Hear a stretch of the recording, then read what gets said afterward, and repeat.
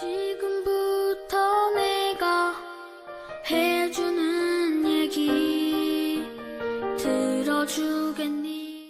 할렐루야. 12월 18일 금요일 새벽입니다. 오늘도 우리 하나님께 마음을 다해서 예배하겠습니다. 말씀 앞에서 찬양 올려드립니다. 말씀 앞에서 경외함으로 주께 홀로 섭니다. 생명의 말씀 읽고 순종해 주를 예배합니다. 기록된 말씀 힘이 있어서 진리로 우릴 거룩해 하며 거룩한 말씀 세세 영원히 복음이 되어 말씀하시네. 하나님 말씀에 두려워 떠는 자, 그 말씀에 생명을 거는 자, 한 사람 찾으시는 주님의 약속을 믿어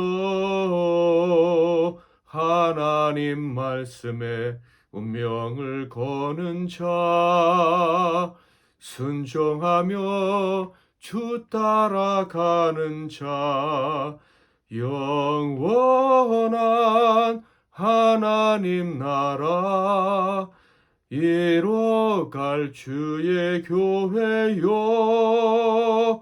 일어나라.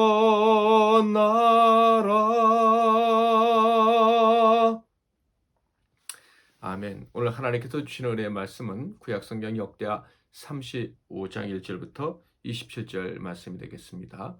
역대하 35장 1절부터 27절 말씀 중에서 16절부터 19절까지만 봉독해 드리겠습니다. 이와 같이 당일에 여호와를 섬길 일이 다 준비되매 요시야 왕의 명령대로 유월절을 지키며 번제를 여호와의 제단에 드렸으며 그때 모인 이스라엘 자손이 유월절을 지키고 이어서 무교절을 7일 동안 지켰으니 선지자 사무엘 이후로 이스라엘 가운데서 유월절을 이같이 지키지 못하였고 이스라엘 모든 왕들도 요시야가 제사장들과 레위 사람들과 모인 온 유다와 이스라엘 무리와 예루살렘 주민과 함께 지킨 것처럼은 유월절을 지키지 못하였더라. 요시야가 왕위에 있은 지 18째 해에 이 유월절을 지켰더라. 아멘. 오늘은 우리의 일생이 말씀 앞에서, 우리의 일생이 말씀 앞에서라는 제목으로 하나님 말씀을 상고하겠습니다. 성전에서 여호와의 율법책을 발견한 요시야는 옷을 찢었습니다. 마음을 찢었습니다. 그리고 그 율법책에 기록된 대로 말씀대로 유월절을 지키기로 했습니다. 그래서 유월절 축제가 벌어졌는데요. 요시야가 등극한 지 거의 20년이 거의 다 돼갈 때였습니다. 1절과 19절을 볼까요? 요시야가 예루살렘에서 여호와께 유월절을 지켜 첫째 달 14째 날에 유월절 어린 양을 잡으니라. 요시야가 왕위에 있은 지 18째 해에 이 유월절을 지켰더라. 참으로 오랫동안 준비하고 지켰던 유월절이다 라고 할 수 있겠습니다. 그 오랜 기간 동안 나라를 타락하고 더러워진 나라를 깨끗하게 하고 성전을 수리하고 비로소 하나님께 온전한 유월절을 올려드렸던 것이죠. 이 유월절은요 아주 대단한 유월절이었습니다. 히스기야 때보다도요 더 많은 예물을 하나님께 드렸죠. 7절부터 9절을 보면 요시야가 그 모인 모든 이들을 위하여 백성들에게 자기의 소유 양떼 중에서 어린 양과 어린 염소 3만 마리와 수소 3천 마리를 내어 유월절 제물로 주매 방백들도 즐거이 드려 백성과 제사장들과 레위 사람들에게 주었고 하나님의 전을 주장하는 자 힐기야와 스가랴와 여헬은 제사장들에게 양 2,600마리와 수소 300마리를 유월절 제물로 주었고 또 레위 사람들의 우두머리들 곧 고나냐와 그의 형제 스마야와 느다넬과 또 하샤바와 여이엘과 요사밧은 양 5,000마리와 수소 500마리를 레위 사람들에게 유월절 제물로 주었더라. 이 제물뿐만이 아니라 이 요시아의 유월절이 위대한 이유는 또 다른 데 있습니다. 그것은 모세의 율법에 따른 최초의 유월절이다. 그러니까 하나님이 주신 말씀을 그대로 지키면서 지켰던 유월절로서는 처음이었다 하는 거예요. 언제부터요? 왕들이 이스라엘을 다스린 이후로 처음이었다 하는 것입니다. 18절을 볼까요? 선지자 사무엘 이후로 이스라엘 가운데서 유월절을 이같이 지키지 못하였고 이스라엘 모든 왕들도 요시아가 제사장들과 레위 사람들과 모인 온 유다와 이스라엘 무리와 예루살렘 주민과 함께 지킨 것처럼은 유월절을 지키지 못하였더라. 그러니까 다윗조차도 요시아처럼 율법을 철저히 준수하면서 유월절을 지키지 못했다는 것을 알 수가 있습니다. 그러므로 열왕기서 기자가 요시아 왕이 히스기야보다도 더 큰 왕으로 묘사한 데에는 그런 이유가 있지 않았을까? 우리는 충분히 열왕기서의 기자의 마음을 읽을 수 있을 것 같습니다. 이렇게 요시아의 유월절은 위대했는데요. 또 다른 위대한 이유가 있습니다. 3절을 볼까요? 또 여호와 앞에 구별되어 온 이스라엘을 가르치는 레위 사람에게 이르되 거룩한 궤를 이스라엘 왕 다윗의 아들 솔로몬이 건축한 전 가운데 두고 다시는 너희 어깨에 매지 말고 마땅히 너희의 하나님 여호와와 그의 백성 이스라엘을 섬길 것이라. 유월절을 준비하면서 왕은 제사장들에게 직분을 맡깁니다. 그리고 레위인들에게도 직분을 맡기면서 이런 이야기를 한 거예요. 레위인들은 이스라엘을 가르치는 자들입니다. 하나님 말씀으로 잘 인도하는 사람들이다. 이런 뜻이죠.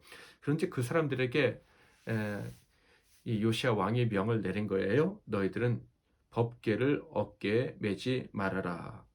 법궤 운반할 때는 레위인들이 반드시 어깨에 메고 운반을 해야 합니다. 그런데 이 레위인들에게 다시는 어깨에 법궤를 매지 말라 이런 명령을 한 것입니다. 그 이유가 무엇일까요? 이것은 법궤를 다른 곳으로 옮기지 말라 이런 뜻으로 이야기한 것이죠. 즉 법궤가 하나님의 언약이 우리나라의 중심이 되어야 되고 그것은 영원토록 이어져야 된다. 이 요시아의 마음, 하나님의 언약을 붙들고 살려는 다윗과 같은 마음을 보여주는 것입니다. 법궤로부터 떨어지는 불행은 절대로 없어야 된다. 즉 하나님의 언약으로부터 멀어지는 불행은 우리 사이, 우리 백성들에게 절대로 없어야 된다. 이것을 너희 레위 지파 사람들은 기억해야 된다. 그리고 모든 예배를 드릴 때마다 이 법궤가 언제나 우리와 함께 있음을 기억하고 감사하고 드려야 된다. 이런 얘기를 한 것이죠. 왜 이스라엘 사람들은 애굽에서 종살이하다가 출애굽을 할 수 있었습니까? 하나님의 언약 때문이었어요. 그 언약 때문에 출애굽을 하면서 그들이 처음 지켰던 절기가 바로 유월절입니다. 그러므로 온 이스라엘 백성들과 그리고 저와 여러분 구원받은 하나님의 사람들은 예배할 때마다 그 하나님의 언약이 가장 소중하다는 것을 기억을 해야 되는 거예요. 구약 시대는 바로 언약궤라면 신약에는 바로 예수 그리스도죠. 언약궤에는 하나님의 언약이 있고 그 하나님의 임재가 있어서 그 언약을 이루어내십니다. 신약 시대는 예수 그리스도께 하나님의 언약이 임했고 그 언약은 우리와 함께하고 그 함께하신 언약이 우리의 삶 가운데서 성취가 될 것입니다. 그러므로 언약이 우리에게서 멀어지면 절대로 안 되는 거예요. 우리의 예배, 우리의 삶, 우리의 모든 것이 언약과 멀어지면 다 헛것이 되는 것입니다. 그러므로 우리는 그 언약을 꼭 붙잡고 예배해야 돼요. 예수 그리스도를 언제나 기억하고 그 은혜의 복음을 붙잡고 예배하고 또 우리의 삶을 살아가야 하는 것입니다. 그래야 복이 되고 그래야 하나님의 일하심을 볼 수가 있는 것이죠. 하나님은 우리와 영원히 함께 하십니다. 영원한 언약을 우리에게 주셨고 그 언약을 이루어 내십니다. 이것을 믿고 언제나 하나님 앞에 나아가시기를 바랍니다. 그러면 그 언약이 성취되는 것을 우리가 목격하고 우리가 느끼며 살아가는 복을 누리게 될 것입니다. 이 요시아 왕은 이 율법의 정신을 기억하고 유월절의 정신을 기억하고 온전한 유월절을 하나님께 드렸습니다. 그런데 이 위대한 유월절 축제가 끝난 다음에 어떤 일이 벌어졌나요? 성경을 보면 놀랍게도 히스기야에게 벌어졌던 일과 비슷한 일이 벌어졌다는 것을 발견하게 됩니다. 히스기야 때는 어떤 일이 있었습니까? 역대하 32장 1절에 보면 이 모든 충성된 일을 한 후에 아수르 왕 사네립이 유다에 들어와서 견고한 성읍들을 향하여 진을 치고 쳐서 점령하고자 한지라. 히스기야가 유월절 축제를 온전히 드렸죠. 그리고 나서 온 백성들의 삶이 개혁되어지기 시작했습니다. 그런데 이 충성된 일이 끝난 다음에 전쟁이 일어났답니다. 아수르가 쳐들어왔다라는 것이죠. 그런데 요시야 왕 때도 비슷한 일이 벌어졌어요. 유월절 축제 후 이 신앙 개혁을 위한 요시야의 헌신이 끝난 후 전쟁이 일어났다. 20절을 볼까요? 이 모든 일 후 곧 요시야가 성전을 정돈하기를 마친 후에 애굽 왕 느고가 유브라데 강가에 갈그미스를 치러 올라왔으므로 요시야가 나가서 방비하였더니 역시 전쟁이 일어났습니다. 이제는 애국과의 전쟁이었어요. 그런데 조금 이상한 전쟁이었습니다. 굳이 나가서 맞서 싸우지 않아도 될 전쟁이었다 하는 거예요. 21절을 볼까요? 느고가 요시아에게 사신을 보내어 이르되 유다 왕이여 내가 그대와 무슨 관계가 있느냐 내가 오늘 그대를 치려는 것이 아니요 나와 더불어 싸우는 족속을 치려는 것이라 하나님이 나에게 명령하사 속히하라 하셨은즉 하나님이 나와 함께 계시니 그대는 하나님을 거스르지 말라 그대를 멸하실까 하노라 하나. 애굽 왕은 요시아와 싸울 생각이 없었다는 것입니다. 그 이유가 하나님의 명령 때문이라는 거예요. 하나님이 너와 싸우지 말라고 하셨으니까 그냥 그저 통과만 시켜줘라. 지켜보기만 해라. 우리는 싸우지 말자.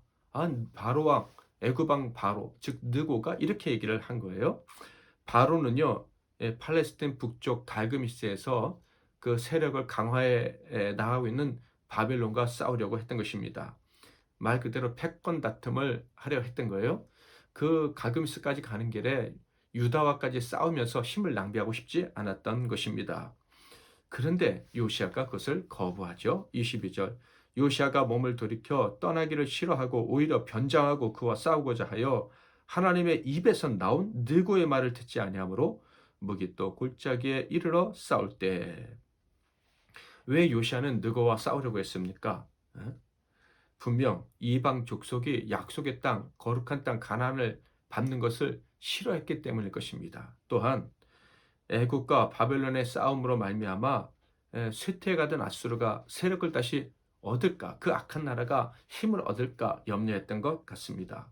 아수르가 다시 기회 잡는 것을 싫어했다. 그래서 애굽 왕 느고가 바벨론과 싸우러 올라가는 것과 또 유대 땅을 통과하는 것을 싫어했던 것 같습니다. 이런 거부의 이유는 타당해 보이기도 합니다. 그런데 결과는 무엇입니까? 요시아가 그 전쟁에서 죽음을 맞이하게 된다 하는 거예요. 23절 24절 활 쏘는 자가 요시아 왕을 쏜지라 왕이 그의 신하들에게 이르되 내가 중상을 입었으니 나를 도와 나가게 하라.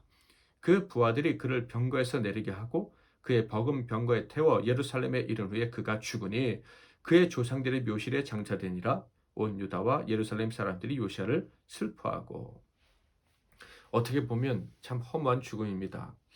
어떻게 이렇게 의로운 왕, 종교를 개혁했고 그 누구보다도 거룩한 유월절 절기를 지키도록 만들었던 이 왕이 이렇게 쉽게 죽을 수 있을까? 그것도 표면적으로는 하나님 말씀을 듣기를 거부해서 불순종해서 죽었다. 어떻게 이럴 수 있을까 하는 질문을 갖게 합니다. 자, 그 이유가 도대체 무엇이냐라는 것을 생각하기 전에 그의 죽음을 성경은 어떻게 묘사하고 있는지 먼저 살펴보도록 하겠습니다. 성경은 요시아 왕의 죽음과 그의 생애를 이렇게 평가합니다. 25절부터 27절 예레미야는 그를 위하여 애가를 지었으니 모든 노래하는 남자들과 여자들은 요시아를 슬피 노래하니 이스라엘의 규례가 되어 오늘까지 이르렀으며 그 가사는 애가 중에 기록되었더라. 요시아의 남은 사적과 여호와의 율법에 기록된 대로 행한 모든 선한 일과 그의 처음부터 끝까지의 행적은 이스라엘과 유다 열왕기에 기록되니라. 예레미야 선지자가 그를 위해서 애가 아쉬움과 슬픔의 노래를 지어서 백성들과 함께 불렀다. 그리고 처음부터 끝까지 아름다운 삶을 살았던 왕으로 또한 평가하고 있습니다. 정말 그는 치우치지 않고 정도를 걸어갔던 왕입니다. 너무나도 귀한 왕이에요. 그런데 왜 마지막에 불순종해서 이렇게 허무한 죽음을 맞이해야 했을까? 여러분, 아무리 위대한 사람이라도 하나님의 말씀을 그 뜻을 다 이해할 수 있을까요? 요시아 왕은요 분명 하나님 말씀에 순종하고 싶어하는 왕이었습니다. 말씀을 들을 때 마음을 찢을 수 있는 중심을 가진 왕이었어요. 아, 그런데 바로의 입에서 나온 말을 하나님 말씀으로 이해하기가 쉬웠을까? 제가 요시아 왕이라도 바로가 야 하나님이 이렇게 말씀하셨어 라고 할 때 그렇구나 너를 통해서 하나님이 이렇게 말씀하셨구나 이렇게 생각하기는 쉽지 않았을 것 같아요. 하나님이 어찌 너 같은 이방의 더러운 사람을 통해서 말씀하시겠느냐 이런 생각을 먼저 하지 않겠습니까? 그런데 성경 분명 요시아가 바로 입에서 나온 하나님 말씀을 듣지 않았다 이렇게 얘기를 하고 있어요. 그러므로 하나님 말씀은 진림으로 이렇게 생각할 수가 있겠습니다. 그래 정말 엄한 사람의 입에서 나온 말이라도 하나님의 이름이 거론되었다면 한 번 더 물어봐야 되는구나 하는 것이죠. 언제나 내 생각이 앞서가면 실수할 수 있습니다. 하나님 이게 정말 하나님의 뜻인가요? 하나님의 마음에서 나온 말씀인가요? 하나님이 저 사람에게 정말 주신 말씀이 맞는가요? 물어볼 필요가 있다 하는 거죠. 이것이 요시아의 실수라면 실수라고 할 수가 있겠습니다. 아니 실수죠. 자 그런데 이 요시아의 이 실수 때문에 요시아의 삶이 저주스럽게 끝났습니까? 죽음 그 자체로만 보면 허무하게 끝난 것처럼 보일 수 있습니다. 그러나 이것은 하나님의 계획이었어요. 곧 있을 그 전에 이스라엘 백성들의 죄 때문에 그리고 여전히 요시아와 마음이 같지 않은 유다에게 하나님께서 내리시기로 작정하셨던 그 재앙을 요시아는 보지 못하게 하려 하심이었다 하는 거예요. 그리고 요시아를 통해서 마지막까지 이스라엘 사람들에게 교훈을 주시려 했던 것입니다. 이렇게 하나님 말씀에 철저히 순종하려는 했던 사람이라 할지라도 한 번만 실수하면 하나님 말씀을 거절하면 이렇게 혼이 날 수도 있다. 하나님 말씀을 순종하려면 끝까지 철저히 순종해야 된다 하는 교훈이죠. 좌우로 치우치지 않았던 사람이라면 좌우로 치우쳤던 사람이라면 한두 번 어겨도 그것 때문에 벌 받아도 그렇게 큰 충격은 주지 않을 것입니다. 그런데 평생 하나님 말씀에 순종을 했던 사람이 한 번 불순종한다면 그것 때문에 하나님이 징계를 내신다면 사람들에게 큰 충격과 교훈을 줄 것이에요. 저는 제가 요시아라면 한 번 불순종으로 하나님께 이렇게 혼나는 게 좋았을 것 같아요. 그래, 나 하나님 말씀에 철저히 순종해야 되는 사람이구나 하는 것이 더 증명되니까 말이죠. 사랑하는 성도 여러분, 하나님 말씀을 향한 갈망은요, 어떠한 대가를 치른다 할지라도 강하면 강할수록 좋은 것입니다. 그리고 이렇게 하나님 말씀에 순종하려는 사람은요, 혹시 실수한다 할지라도 그것 때문에 하나님께 벌을 받는 것 같다 할지라도 그것이 복이 되게 하시는 거예요. 바라기는 저와 여러분의 삶이 언제나 하나님 말씀 앞에 있기를 바랍니다. 우리의 일생이 하나님 말씀 앞에 서 있었습니다. 이렇게 고백할 수 있는 저와 여러분의 일생이 되기를 주님의 이름으로 축복합니다. 오늘도 말씀 앞에서 승리하시기를 바라면서 말씀 앞에서 한 번 더 찬양합니다. 말씀 앞에서 경외함으로 주께 홀로 섭니다. 생명의 말씀 읽고 순종해 주를 예배합니다. 기록된 말씀 힘이 있어서 진리로 우릴 거룩해 하며 거룩한 말씀 세세 영원히 복음이 되어 말씀하시네. 하나님 말씀에 두려워 떠는 자, 그 말씀에 생명을 거는 자, 한 사람 찾으시는 주님의 약속을 믿어. 하나님 말씀에 운명을 거는 자, 순종하며 주 따라가는 자, 영원한 하나님 나라 이루어갈 주의 교회여 일어나라.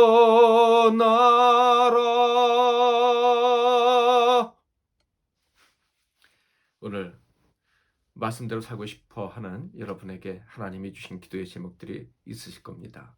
그것을 가지고 기도하시고 또 여러분 각자가 가지고 있는 늘 드려야 되는 그 기도의 제목들도 하나님이 이루어 주실 줄 믿고 하나님께 기도하겠습니다. 제가 먼저 잠깐 기도하고 여러분 각자 기도하시고 오늘 하루도 시작하시기를 바랍니다. 은혜가 풍성하시며 사랑하는 자들을 택하시고 그들에게 언약을 주시며 온전히 이루시는 하나님 아버지, 이 시간 저희들이 간절한 소망을 가지고 주님 앞에 나아갑니다. 우리의 일생이 하나님 언약의 말씀 앞에 있게 하옵소서.